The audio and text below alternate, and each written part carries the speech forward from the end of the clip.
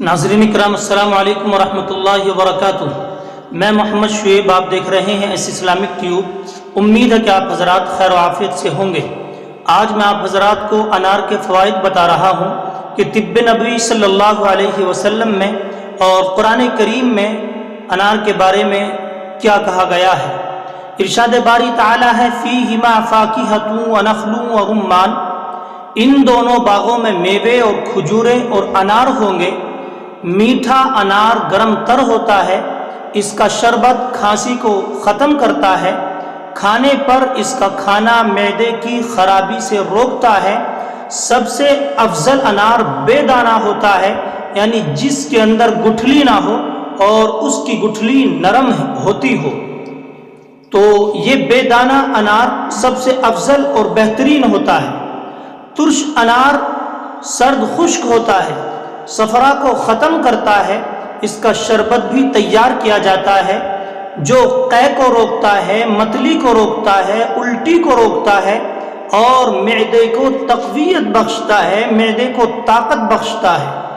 ابو نعیم رحمہ اللہ نے حضرت انس رضی اللہ عنہ سے روایت نقل کی ہے کہ انہوں نے رسول اکرم صلی اللہ علیہ وسلم سے انار کے متعلق دریافت کیا تو آپ نے فرمایا کوئی انار ایسا نہیں جس میں جنت کے انار کا کوئی دانہ موجود نہ ہو۔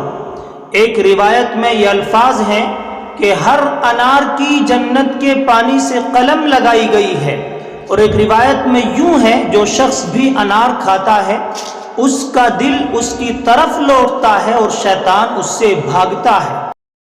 حضرت ابن عباس کو جب بھی انار کے دانے ملتے تو فوراً اسے لے کر تناول فرما لیتے، یعنی کھا لیتے۔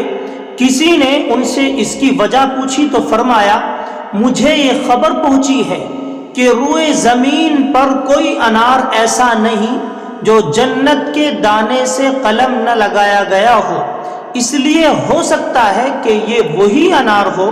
بعض آثار سے یہ بھی بات ملتی ہے کہ انار استعمال کرو اور اسے اندرونی باریک چھلکے کے ساتھ کھاؤ کہ وہ معدے کی خوب صفائی کرتا ہے۔ بعض اطباء کہتے ہیں کہ جو شخص ہر سال انار کے 3 دانے نگل لے اسے پورے سال آشوب چشم سے نجات حاصل ہو جائے گی۔